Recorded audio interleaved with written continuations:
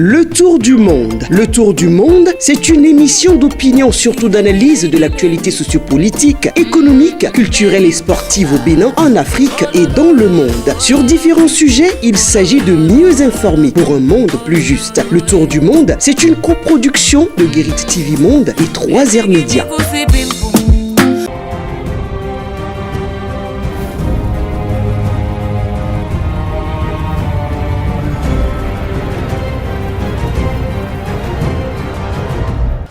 Mesdames, Messieurs, bonjour et bienvenue sur l'émission La Vraie Version de ce dimanche 24 juillet 2022. Vous suivez bel et bien Guérit TV Monde et pour ce numéro, nous recevons en studio Maouti Frédéric Panou. Il est acteur politique, membre du parti Bloc républicain dans la 20e circonscription électorale. Maouti Frédéric Panou, bonjour. Bonjour Charles. Merci de répondre à notre invitation sur La Vraie Version. C'est moi. C'est un plaisir de vous recevoir et avec vous, nous allons faire le tour de l'actualité, notamment de certains sujets qui ont marqué ces derniers jours l'actualité politique nationale. Eh bien, parlons donc de sujets. Nous commençons tout de suite par ce sujet le plus récent, c'est la désignation de professeur Joseph Djogbenou à la tête du parti Union progressiste. Et bien avant cette désignation, on se rappelle que le président de la Cour des 7 sages a démissionné comme ça. Dites-nous d'abord, comment est-ce que vous avez reçu cette nouvelle? Elle vous a surpris ou bien vous attendiez à cela? Merci, monsieur le journaliste. Avant d'aborder votre question, à moi posée, je voudrais d'abord remercier toute l'équipe de Guérit TV Monde pour tout ce que vous faites pour l'information dans le pays. Et je voudrais vous dire que c'est un plaisir pour moi de me retrouver dans vos studios pour opiner sur ces questions d'actualité dans notre pays aujourd'hui. Et pour vous dire, par rapport à la démission du professeur Djogbenou de la Cour constitutionnelle, je pense pour le monsieur, pour qui le connaît, avant d'être sage, désigné pour siéger à la Cour constitutionnelle et devenir président de cette institution aussi importante de notre pays, a été d'abord politique. Puisqu'il a été élu député à l'Assemblée nationale en 2015. Et en 2018, il a été désigné par ses pairs députés à l'Assemblée pour pouvoir siéger à la Cour constitutionnelle. S'il décide aujourd'hui de quitter cette fonction pour retrouver, pour reprendre son manteau politique, je pense que c'est un choix qui est venu de son intérieur et que ce ne serait pas pour un oui ou pour un non. Et M. Djogbenou, au départ, a joué beaucoup de rôles pour la création de ce parti qu'est l'Union progressiste. Et quand il s'est retrouvé peut-être au niveau de la Cour constitutionnelle, il s'est dit sa liberté d'aller et de revenir, de prendre la parole comme il avait l'habitude. C'était un activiste vraiment. Oui, bien sûr. Et on l'a connu dans la société civile d'abord et après il est rentré dans la politique. C'est quelqu'un qui ne sait pas garder ses impressions sur lui quand il s'agit de dire ce qui est. Donc selon vous, c'est parce qu'il ne se sentait pas vraiment à l'aise dans la peau du président de cette institution que, bon, il a dû... Bon, vous savez, chacun a son monde, en fait. Chacun a son monde. Vous savez qu'en étant président de la Cour constitutionnelle, il a l'obligation de réserve. Il a l'obligation de réserve. Les questions politiques, les questions d'actualité, il n'a plus le droit d'opiner sur ça. Même s'il doit opiner sur ça, ce serait à l'interne et non à la face du monde. Donc, décider aujourd'hui de quitter cette institution, d'abord, il a beaucoup fait là, avant de passer, et ça ne devait pas surprendre. Ça ne devait pas surprendre, non, selon vous? Pas. Selon moi, ça ne devait pas surprendre. Et je pense que pour lui, et pour ce qu'il a été, et ce que le peuple sait de lui, ce n'était pas vraiment son... C'est vrai que c'est un homme de droit. Et se retrouver à cette position, ce n'est pas aussi mauvais pour le pays. C'était un bon choix d'ailleurs, parce qu'on l'a vu à l'œuvre, quand il était président des commissions à l'Assemblée nationale, maintenant décider pour reprendre son manteau politique, je pense que c'est pour se donner une liberté personnelle. Justement, donc, selon vous, vous n'êtes pas surpris, mais par la suite, nous avons vu un peu quelle a été sa destination. D'abord, quand il a démissionné, nous avons entendu beaucoup de rumeurs, notamment celle disant qu'il sera désormais le président de l'Union progressiste, et ça n'a pas raté. Seulement 96 heures après, il s'est retrouvé bombardé, président de l'Union progressiste. Mais bon, il y en a qui disent qu'il n'était même pas membre de ce parti. Est-ce que ceux qui disent ça ont raison de le dire ou bon, ils disent n'importe quoi? Bon, ceux qui le disent peut-être ont tort.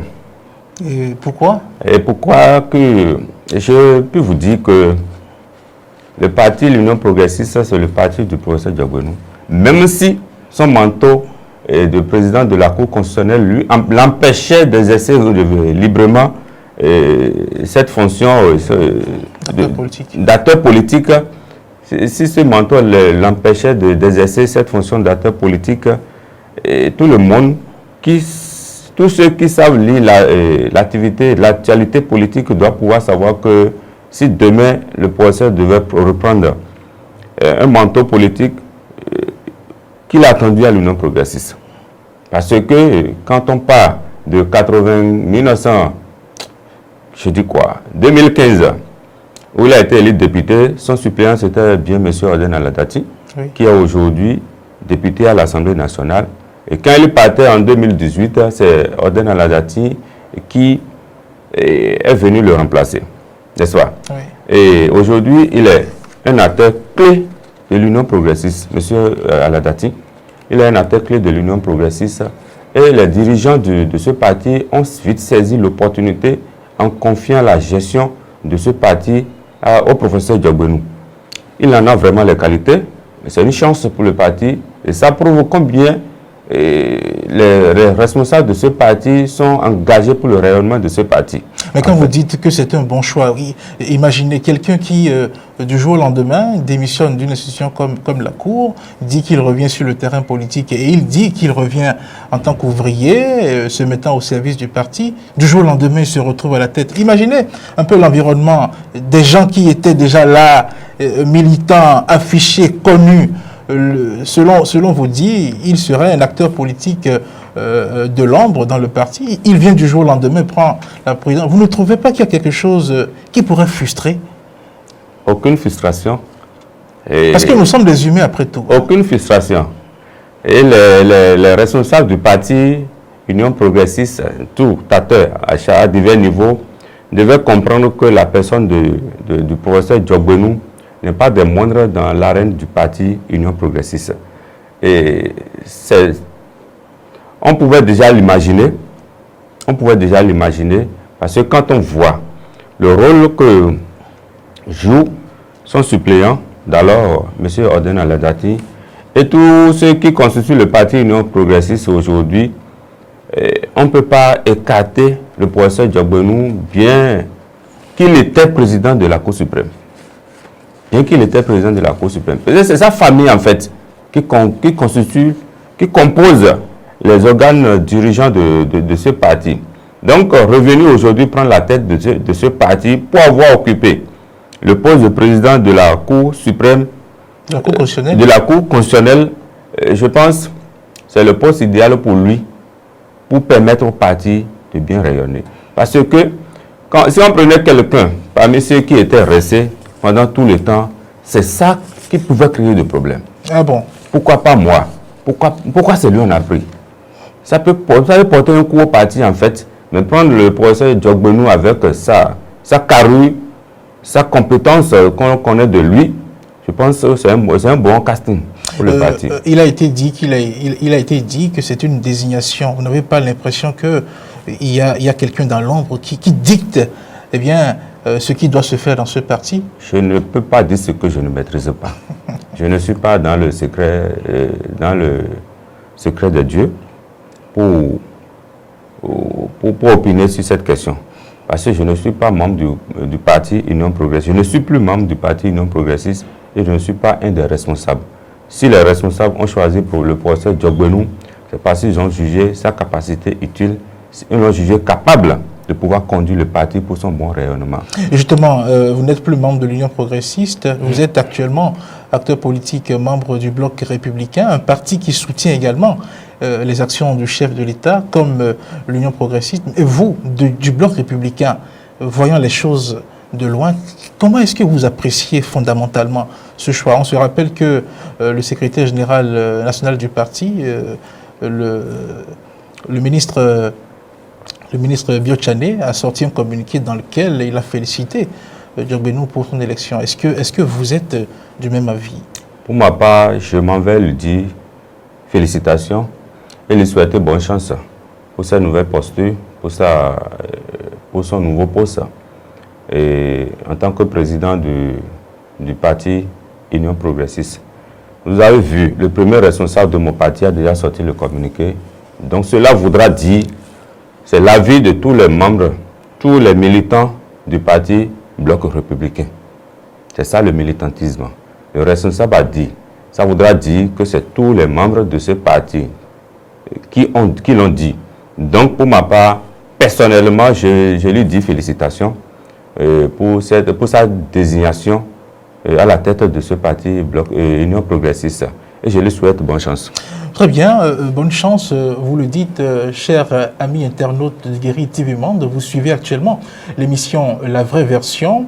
Ce numéro reçoit pour vous Mauti Frédéric Panou, qui est acteur politique, membre du parti Bloc républicain. Nous continuons donc cette émission et cette fois-ci, nous allons nous intéresser à un autre sujet, notamment cette série de rencontres qui a eu lieu ces derniers jours entre le président Talon et ses prédécesseurs. D'abord, ce fut le président Soglo, après ce fut le président Yahi Boni. Et quand on voit le président Soglo qui rencontre, l'ancien président Soglo qui rencontre le président Talon, qu'est-ce que ça fait quand on se rappelle un peu de tout ce qu'il y a eu comme tiraillement entre les deux? Bon, pour ma part, je pense que dans une famille, surtout entre le père et le fils, il peut arriver des moments de mécontentement. Des moments de malcompréhension où on ne peut pas se comprendre et ça va mettre chacun dans sa position. Mais si la paix revient, ce qui est évident, si la paix revient, c'est une bonne chose.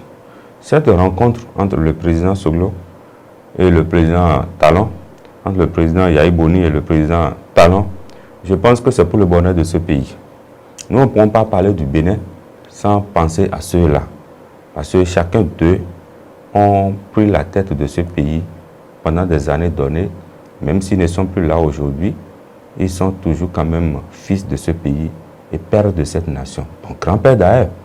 Grand-père d'ailleurs parce qu'ils sont passés avant le président Patrice Talon. Donc ce sont ces aînés. On ne voit pas ce qui peut les amener à ne pas se comprendre si c'est le développement de ce pays qui préoccupe chacun d'eux. Ils doivent obligatoirement se comprendre. Et s'ils se comprennent, je pense que ça doit être une fierté pour les fils et les filles de ce pays. Oui, une fierté pour les fils et filles de ce pays, mais on a l'impression, à suivre certaines réactions dans l'opinion publique, et qu'il y en a qui ont peut-être pas intérêt à ce que le président Soglo, le président Talon, le président Boni Yahi puissent s'entendre, puissent se fumer le calumet de la paix. Je ne sais pas pour quelles raisons ils ne sont pas contents, mais ce n'est pas constructif de dire que ces hautes personnalités de ce pays ne vont pas s'entendre. S'ils ne s'entendent pas, comment on pourra faire le développement de ce pays? S'ils ne s'entendent pas, comment la cohésion sociale de ce pays pourra être renforcée? Je me demande. Parce que autant qu'ils le sont, ils sont des régions données. Ils ont des parents, ils ont des sympathisants, ils ont des militants de leur parti, même s'ils ne sont plus affichés pour autant politiques. Alors qu'on sait que le président Yahi Boni, par exemple, est le président d'honneur du parti Les Démocrates. Vous voyez? Donc, ne pas les voir ensemble, ne pas les sentir ensemble, je pense que c'est ne pas aimer ce pays en fait. Parce que ces personnalités, qu'on le veuille ou non, il y a leur aura sur le pays. Leur ombre est sur le pays. Et ça, ce serait une bénédiction pour notre nation si les deux, les trois s'entendent pour le développement de notre pays.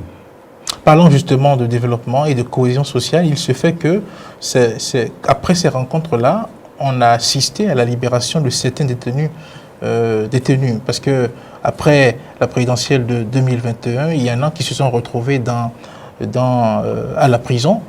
Et après ces rencontres-là, certaines de ces personnes ont été libérées. On se dit finalement que ces rencontres-là ont forcément eu pour sujet ce genre de discussion. Monsieur Charles, oui. Ah oui. Partons de l'événement de 2019, après les législatives de 2019. Nous ne souhaitons plus ça dans notre pays. Et au présidentiel, il y a eu des réactions où la justice a pris ses responsabilités. Des personnes sont gardées à vue et après ces rencontres, quelques-uns sont libérés. Quelques-uns sont libérés. Je pense que c'est le souhait des Béninois. Lui n'a intérêt à voir son frère derrière les barreaux. Lui n'a intérêt à voir son frère en détention. Et si ceux-là ont recouvré leur liberté aujourd'hui, je pense que c'est le souhait des Béninois que nous sommes qui est en train d'être réalisé en fait. C'est notre souhait qui est en train d'être réalisé. Et nous demandons encore au président de la République, il en fait beaucoup, et qu'il ne soit pas fatigué de le faire en tant que le père de cette nation, ceux qui sont encore derrière les barreaux, qu'il écoute le peuple, la voix du peuple, et les fait grâce. Il les fait grâce. Parce que dans une cour, il y a toujours des enfants récalcitrants, et quand on les punit à des moments donnés, il faut avoir l'esprit de les pardonner également. Oui. J'implore le pardon du président de la République sur ceux-là qui sont encore derrière les barreaux pour qu'ils puissent retrouver les familles et continuer leur activité politique. Et à eux aussi, qu'ils se ressaisissent. Nous n'avons pas intérêt à déchirer le pays. Si nous déchirons aujourd'hui le pays, qu'est-ce que nous allons laisser à notre progéniture? Si nos parents hier avaient déchiré le pays, est-ce que nous serons fiers aujourd'hui d'être béninois? Il ne faut pas déchirer le pays, mais est-ce que vous n'avez pas le sentiment que ceux qui le font parce qu'ils ne se sentent pas forcément dans la gouvernance actuelle du président? Parce que sur le plan politique, le mot qui revient souvent, parce qu'il s'agit de violences qui surviennent après les élections, le mot qui revient, c'est que les élections ne sont pas organisées pour tout le monde et qu'il y aurait une main qui voudrait faire les choses, ne serait-ce que pour son propre camp. En fait, c'est ça une république en fait. Et tout le monde ne peut pas être d'accord sur le même point de vue. Oui. Oui, tout le monde ne peut pas être d'accord. Mais si ce qui est fait n'arrange pas tout le monde. Justement, ça ne peut pas arranger tout le monde. Tout le monde ne peut pas trouver son compte dans ce qui se passe. C'est pourquoi il y a l'opposition, il y a la mouvance. L'opposition va toujours prouver que ce que vous faites ne m'arrange pas. C'est comment faire pour prouver que ce que l'autre fait n'est pas bon. C'est ça l'opposition en fait. En tout cas, dans notre pays, ce qu'on a toujours observé, c'est que si je ne suis pas au pouvoir, celui qui est là, il faut toujours prouver que c'est lui qui fait mal. C'est en fait ça l'opposition dans notre pays. C'est ce qu'on a toujours observé dans notre pays comme opposition. Vous voyez. Maintenant, s'il est arrivé que les gens se sont prononcés parce qu'ils ne se retrouvent pas dans ce qui se fait et disent que ce qui se fait, ce n'est pas bien. En fait, ce n'est pas le président de la République qui a quand même fait les lois. Hein. Il y a parmi ces députés qui sont du côté de l'opposition aujourd'hui qui ont fait ces mêmes lois. Est-ce que vous comprenez? Il n'a pas fait les lois, mais les lois sont prises, sont votées dans une certaine... Et le système partisan, par exemple, moi je me demande comment les gens réfléchissent quand je vois certains députés qui ne sont plus du pouvoir aujourd'hui dire que ce n'est pas bon, c'est trop... Alors qu'avant l'arrivée du président Patrice Talon, ou bien avant les élections de 2019, ces mêmes députés, ces mêmes acteurs politiques ont participé, ont pris part au vote de ces lois. Et si aujourd'hui, ce n'est pas parce qu'ils ne se retrouvent pas dans la bonne posture avec le président de la République qu'ils vont dire que ces lois ne sont pas bonnes, non. Vous voyez, c'est le peuple, le bas peuple qui souffre de ces actes-là. Qui sont ceux qui ont été emprisonnés? Aucun de ces députés, en fait. Hein. Aucun de ces leaders politiques, en dehors de quelques-uns, c'est le peuple qui a été incarcéré, qui a été puni pour ça. Donc, c'est pour vous dire que dans la gouvernance du président Patrice Talon, c'est tout à fait normal qu'on trouve ces mouvements parce que ils ne sont pas avec lui, parce qu'il n'a peut-être pas accepté certaines choses avec eux. Donc c'est pour salir peut-être sa gouvernance qu'on se met dans les rues pour dire que non, ce n'est pas... Il y a les lois qui régissent l'organisation des élections, comment participer à une élection. Vous n'êtes pas à jour vis-à-vis de ces lois et vous voulez qu'on vous laisse, ce n'est pas bon. Si nous érigeons un fétiche nous-mêmes, respectons le fétiche nous-mêmes. N'allons pas ruiner sur notre fétiche pour venir crier que le fétiche n'est pas efficace pour nous. Non. Justement, le président Talon gouverne ce pays depuis 2016. Quel regard portez-vous de façon globale sur sa gouvernance? Monsieur Charles, merci pour cette question. Je dirais simplement que pour chaque citoyen de ce pays qui aspire gouverner un jour ce pays ou un quartier de ce pays doit s'inspirer de la gouvernance de Talon, de M. Patrice Talon, président de la République, pour sa gouverne. C'est une école. C'est une école. Moi, je suis vraiment fier. Vous pouvez constater beaucoup de choses changer, que ce soit sur le plan mental, physique et matériel de ce pays. On constate beaucoup de changements. Hein. Ah bon? Aujourd'hui, à Porto-Novo, notre Porto-Novo ici, lequel par exemple? La capitale, en matière des infrastructures routières, tu peux circuler aujourd'hui librement dans Porto-Novo. Avant, moi, je n'allais même pas à Topota. Topota, Dowa, n'en parlons plus parce que, franchement, si tu fais les va-et-vient dans ce quartier-là, tu reviens, c'est pour aller chez le mécanicien pour voir le roulement de ton véhicule. Mais aujourd'hui, il peut te plaire de quitter Misreté et aller à Dowa, Jassin et Vakpa et autres pour aller prendre ta billet pour ton plaisir en fait. Juste une soirée. Tu peux même aller à moto parce que la voie est bonne. Il y a de l'électricité, il y a de l'eau, il y a la voie. Vous voyez? Bon, que veut le peuple? Dites-moi, que veut le peuple? Que veut le peuple? Dites-nous. Bon, la liberté.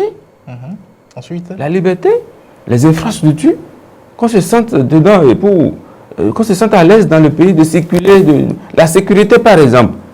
La sécurité, par exemple. Avant, tu ne pouvais pas prendre ta moto pour aller dans certaines zones, hein, à partir de 21h. Tu as peur de ce qu'on t'enlève un bras pour prendre ta moto. Mais aujourd'hui, tout ça, c'est vrai. Il n'y a pas de l'insécurité. Il n'y a pas de sécurité. L'insécurité, zéro. Mais quand même, ça va mieux. Ça va mieux. Ça va mieux, c'est vous qui le dites. Nous sommes à quelques minutes de la fin de cette émission. Maouti Frédéric Panou, qu'est-ce que vous avez à dire en guise de conclusion? En guise de conclusion, je m'en vais dire aux filles et aux fils de ce pays de s'unir. C'est très important de s'accepter comme des frères. Parce que sans l'union et sans l'amour de l'un et de l'autre, aucun développement durable ne peut s'opérer.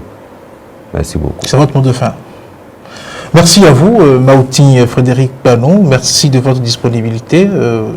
Merci d'avoir participé à cette émission, la vraie version. C'est moi qui vous remercie. Mesdames, Messieurs, ce sera tout pour ce numéro de l'émission La Vraie Version. Merci de nous avoir suivis. Je rappelle que nous avions eu comme invité Maouti Frédéric Panou. Il est acteur politique, membre du Parti Bloc Républicain dans la 20e circonscription électorale. Vous avez suivi l'invité. Il s'est prononcé sur plusieurs sujets d'actualité, notamment la présidence, notamment la session à la présidence de l'Union progressiste de professeur Djogbenou. Il dit qu'il n'est pas surpris et que c'est le bon choix. Ce sera tout pour aujourd'hui. À dimanche prochain.